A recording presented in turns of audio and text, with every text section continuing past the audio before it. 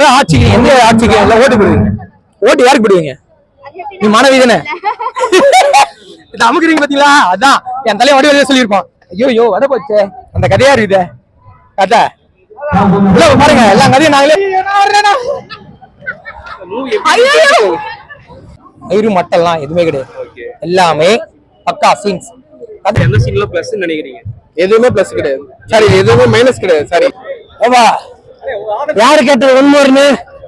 நான் இப்ப சொன்னது ரிவ்யூ இல்ல, இப்ப நான் சொன்னது யங்ஸ்டர்ஸ்க்கு கன்வே ஆகும். ஆனா கொஞ்சம் வயசான ஏஜ் கொஞ்சம் மெச்சூரிட்டி இருக்கிற பீப்புளுக்கு வந்து என்னடா இவ்வளவு நேரம் படம் போகுதுங்கிற ஃபீலிங் கொடுக்கறதுக்கான வாய்ப்பு இருக்கு. ஆனா அந்த டைலாக்ஸ் கான்சென்ட்ரேட் பண்ணணும்.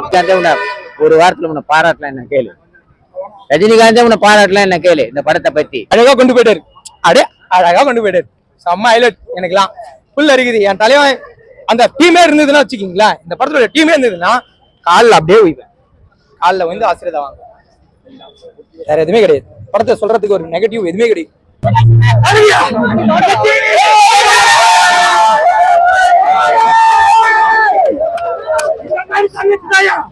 ஒரு தாய் வயிற்றுல பிறக்காத என் தங்கச்சி மாதிரி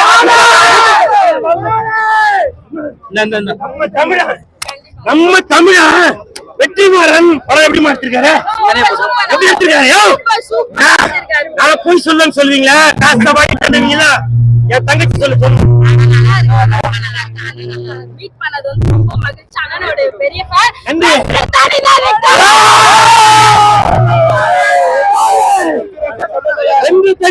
காடு மக்கனே சொல்ல முடியாது தெளிவா. ஹைலைட் அதான் சல்யூட் அடிக்கிறேன். ஓப்பனிங்கே சொல்லிட்டேன்ல, அத சல்யூட். நம்ம தமிழ் எல்லாம் நக்கிக்கிட்டே இருக்க வேண்டியதான். நம்ம ஒரு படமா செஞ்சுக்கிட்டே இருப்போம், நக்கிக்கிட்டே இருக்க வேண்டியதான். எல்லாரும் சொல்றீங்களா? எல்லாரும் சொல்றீங்களா? என்னன்னு அடுத்த ஸ்டேஜ் போட்டு நம்ம ஸ்டேஜ் போட்டு வந்து பாருங்க, பார்த்ததுக்கு அப்புறம் பேசுங்க.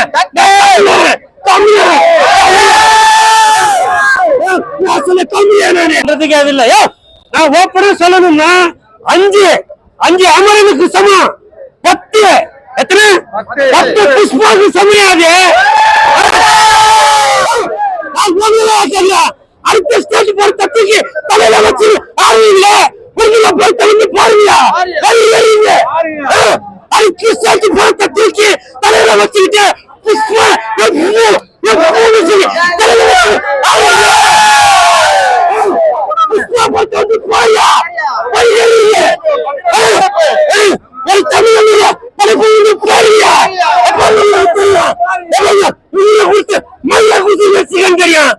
அந்த ஆள் பிறந்ததுனாலே அவர் இதெல்லாம் வெட்டி எல்லாம் கொடுக்க போறாருன்னு தெரியுமா? நான் தெரியல. நீங்க அடுத்த ஸ்டேட் பார்த்த மஞ்சுமல் பாய்ஸ் மயில புடுங்குறீங்க, புஷ்பாபரத்தை வச்சு நிறுவீங்க. இந்த படம் செடி கூட இருக்க மாட்டாங்க இருந்தாலும் அப்படி நடிச்சிருக்காங்க. அந்த தியேட்டர்ல நீ பேசுற ஒரு வசனமா அப்படியே தியேட்டர்ல கேப்ஸ் வந்துட்டாருங்க. படம் இந்த படம் உலக அளவில பேசப்படும். இந்த படத்துக்கு இன்னும் பல அவார்டு கொடுங்க. இல்லைனாக்கா அடுத்த ஸ்டேட் படத்துக்கு போய் அவங்கள புடிச்சு அடுத்த ஸ்டேட் படங்களே ஓட வச்சுட்டு அதை பண்ணல இதை பண்ணலன்னு வந்து நொட்டி சொல்லிட்டு இருப்பீங்க. நம்ம ஊரு படத்தை ஓட வைங்க. வைத்தியத்துல சொல்றேன், என் மனசாட்சியை தொட்டு சொல்றேன். அடுத்த ஸ்டேட் படத்துங்களுக்கு ஜானா போட்டு இருக்கீங்களா? நம்ம தமிழன் எடுத்த படம்.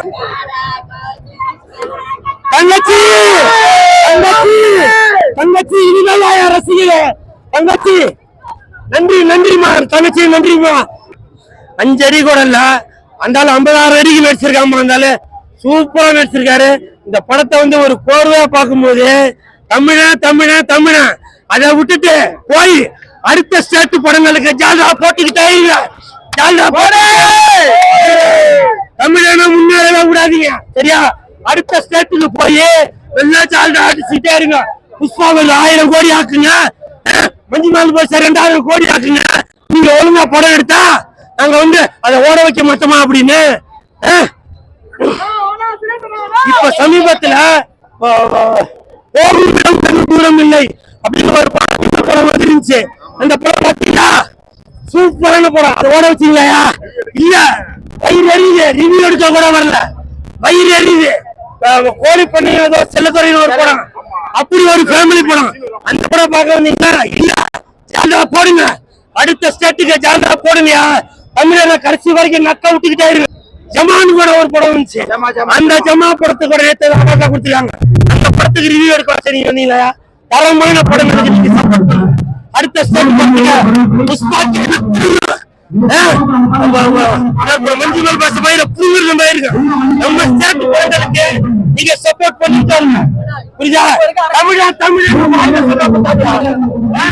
தமிழ் வாயில சொன்னா பத்தாது, புரியுதா? தமிழ நம்மளாம் தமிழ் சொல்றோம்ல, தமிழ் படங்களை ஓடாதீங்க.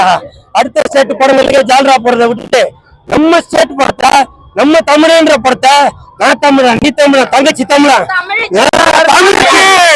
இப்படி எல்லாரும் தமிழ் படங்களுக்கு சப்போர்ட் பண்ணுங்க. உண்மையிலே சொல்றேன், உலக அளவில இந்த படம் வந்து பேசப்படும், பல அவார்டு வாங்கப்படும். அந்த கர்மாண்டத்துல எதுக்கு நீங்க போயிட்டு இருக்கீங்க? அதனால தயவு செய்து சொல்றேன், நீங்க உலக அளவில பேசப்பட வேண்டிய ஒரு கலைஞர். நீங்க இன்னமும் அதே கண்டிப்பா சொல்லுங்க. எந்த தனிந்தது காடு மஞ்சள் வீரனுக்கு வணக்கத்தை போடு. இந்த படத்துல இதுக்கு என்ன எவ்வளவு மார்க் போட முடியுமோ அதுக்கு நம்ம தகுதியானு தெரியல. ஃபர்ஸ்ட் அவ்வளவு மார்க் போடலாம். 100%. ஏன்னா இது இந்த உழைப்பை நம்ம மதிக்கணும். எப்படி ஒரு உழைப்பாளியை பத்தி ஒரு படம் எடுத்து அந்த பாதிப்புகளை காட்டினாரோ அதை காட்டுறதுக்கு இவங்க எவ்வளவு உழைச்சாங்கன்றதை நாங்க பாத்துருக்கோம். அந்த வகையில பார்க்கும்போது அதே எனக்கு ரொம்ப கடுமையான உழைப்பு. ராத்திரி பகல அவரு கூட வேலை செய்யறதே வந்து அந்த நம்ம கத்துக்கலான்ற மாதிரி. அது மட்டும் இல்ல, ஒருத்தவங்க ஜெயிக்கிறதுக்கான ரீசன் அவர் உழைக்கும் போது தெரியும். அதனால அவர் ஜெயிக்கிறாருன்றது, அவர் எந்த அளவுக்கு உழைக்கிறாருன்றதை பாக்குறதுனால நான் சொல்றேன். பயங்கரமான உழைப்பாளி, ஈடு கொடுத்து ஓட முடியாது. சார், இப்ப அவரோட பேசுறீங்க இல்லையா? ஆமா. அவரோட பேசும்போது அவர் எப்படி ரொம்ப ஜோவியலா இல்ல அவர் ரொம்ப ஜாலியா இருப்பாரு. ஏன்னா காமெடி பண்ணிருக்காரு அவங்க கிட்ட. எப்பயும் சிரிச்சுட்டே தான் இருப்பாரு. நீங்க பாத்துருவீங்களா? ஒர்க் பண்ணும்போது எப்பயும் சிரிச்ச முகத்தோட தான் இருப்பாரு. இப்போ ரைட்டிங் டிகோட் பண்ற அளவுக்கு எனக்கு அறிவு இல்ல. ரொம்ப என்ஜாய் பண்ணிருக்கேன்.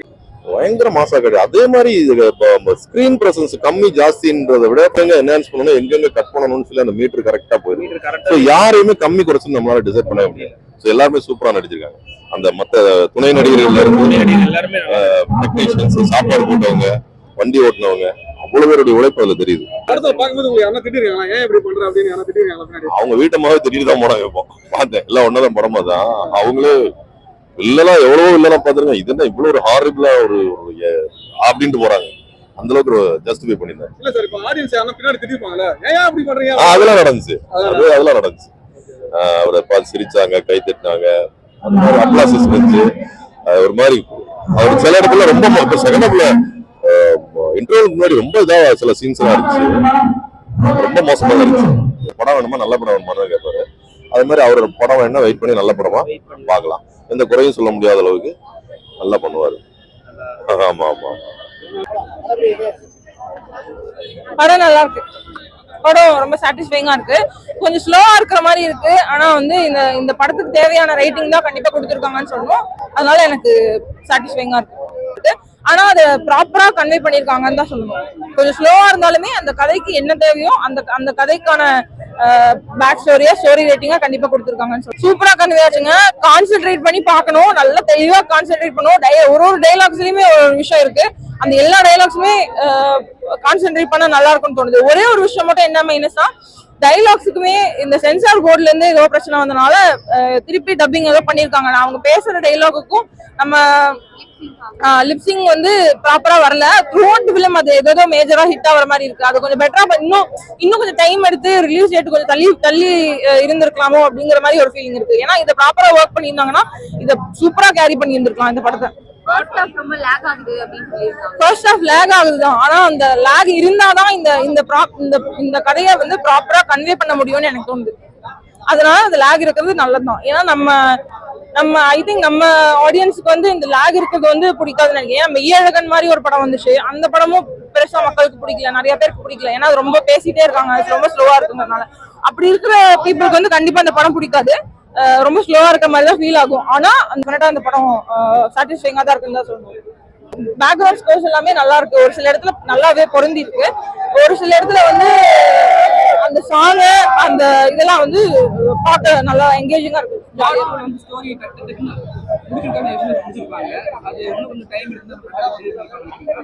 புரியல. இல்ல இதுக்கு மேல அதை அப்படி காட்ட முடியாது. இதுக்கு மேல டக்கு டக்குன்னு ஜம்ப் ஆகாம காட்ட முடியும். காட்டினா இன்னும் படம் ஒரு 3-4 மணி நேரம் போகிற மாதிரி இருக்கும். அதனால இப்படி காட்டினதான் பெட்ரு. டக்கு டக்குன்னு ஜம்ப் ஆகிற மாதிரி இருந்தாலுமே கரெக்டா அதுக்கு ஜஸ்டிஸ் பண்ணிருக்காங்கன்னு தான் சொல்லணும்.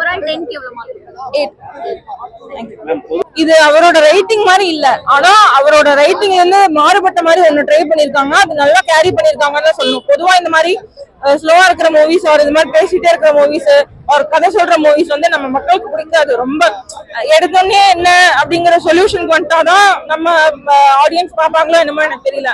அதனாலதான் நிறைய பேர் இந்த படத்தை வந்து டாக்குமெண்ட்ரி மாதிரி சொல்றாங்க. ஆனா என்ன பொறுத்த வரைக்கும் இது வந்து ப்ராப்பரான ரேட்டிங் கொடுத்துருக்காங்க. இந்த படத்துக்கு என்ன தேவையோ அந்த ரேட்டிங் கொடுத்துருக்காங்க. டைரக்ஷன் ஆஸ் யூஷுவல் நல்லா இருக்கு.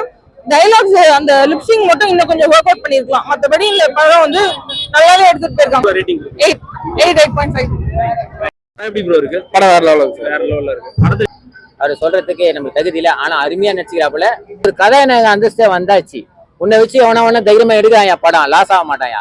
இவ்வளவு சீக்கிரம் முடிச்சான்னு எனக்கு வருத்தமா இருக்குது. என் தாயை போல காட்டிட்டு அந்த பாட்டு எடுத்து ராமராஜா அது மாதிரி நல்லா அந்த பாட்டை கொண்டு போயிருக்கலாம்.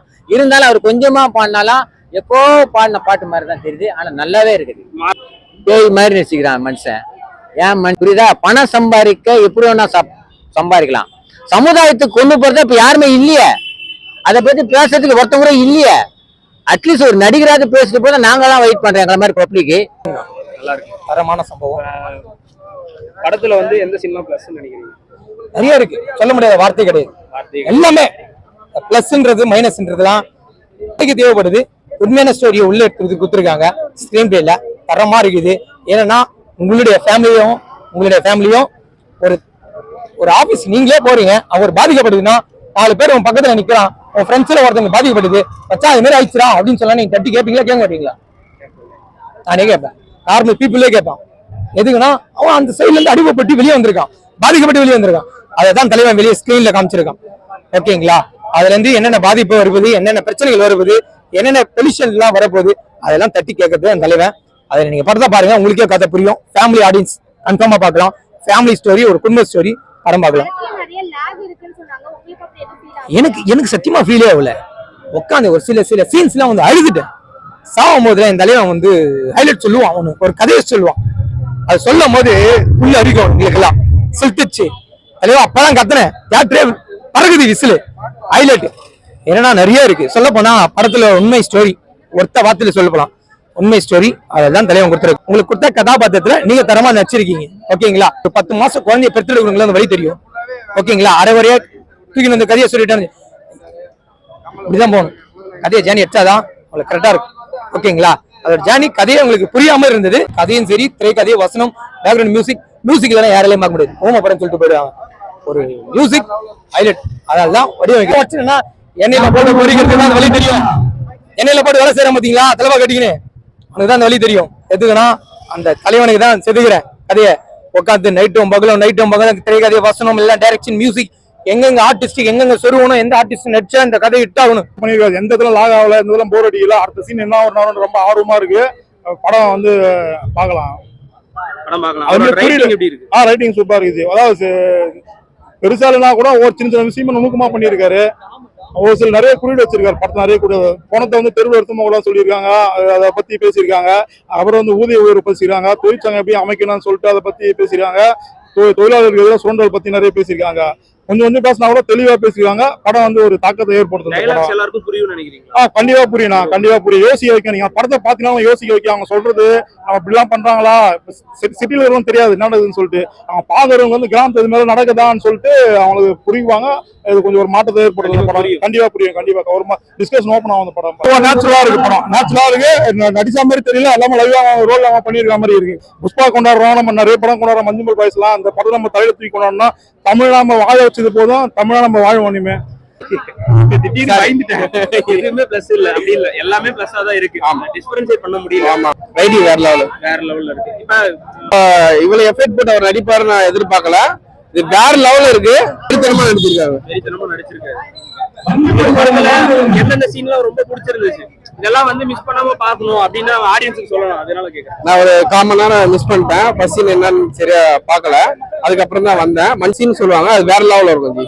வேற லெவல். ஆமா, ஒரு இடத்துக்கு வந்து 2-3 பேர் கேட்டாங்க, அதான் ரிவ்யூ அது இது எவ்வளவு கொடுப்பீங்க கேட்டீங்க. 10க்கு 10 ரேட்டிங் 10க்கு 10 கொடுத்து வேற லெவல் சார், வேற லெவல். வேற லெவல். சொல்லவே வார்த்தை கிடையாது.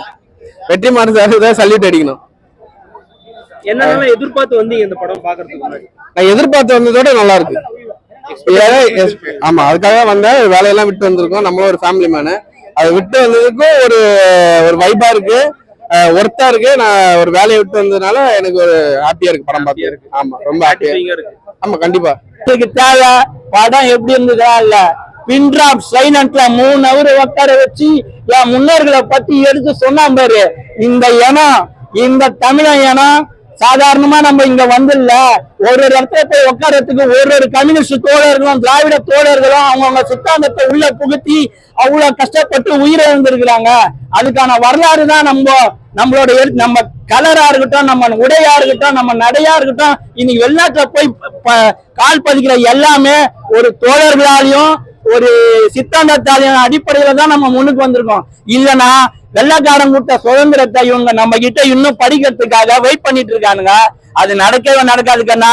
கேரளாலயா நடக்காது, தமிழ்நாட்டுல நடக்காது. உங்க பருப்பிங்க வேற படம் எப்படி இருக்கு? படம் எப்படி இருக்கு? படம் எப்படி இருக்கு? சீக்வல் எடுத்திருக்காங்க, எப்படி இருக்கு? நல்லா செட் ஆகல போல இருக்காங்க. இந்த படமும் அப்படிதான் இருக்கா? இந்த படம் அப்படிதான் இருக்கு. நல்லா இருக்கு, நல்லா இருக்கு. படத்துல எந்த சீன் பிளஸ் நினைக்கிறீங்க? படம் எப்படி இருக்கு? படம் தரமா நல்லா இருக்கு. படத்துல யாரு நல்லா பண்ணிருக்காங்க? எல்லா கேரக்டரும் எல்லாருமே நல்லா பண்ணிருக்காங்க. இந்த படம் எப்படி இருக்கு? அந்த மாதிரி கம்பேரிசன் இந்த படத்தை பண்ண முடியாது. பயங்கரமா நல்லா இருக்கு. செம்ம படம் சார், நம்ம படம் சூப்பரா இருந்தது. அருமையா நடிச்சிருக்கு, எல்லாமே நல்லா இருக்கு சார். நல்ல மியூசிக் செம்மையா இருந்தது, த்ரில்லிங்கா இருந்தது. வேற லெவல்ல. படத்துல எந்த சீன் ரொம்ப பிடிச்சிருந்துச்சு உங்களுக்கு? ஒரு சீனா அவர் ரொம்ப ரொம்ப பார்த்து பண்ணிருக்கிறாரு. அது சொன்னா அழுக வருது, அந்த அளவுக்கு ரொம்ப நல்லா இருக்கு. படம் பிடிச்சிருக்கா? படம் எப்படி இருக்கு? படம் எப்படி இருக்கு?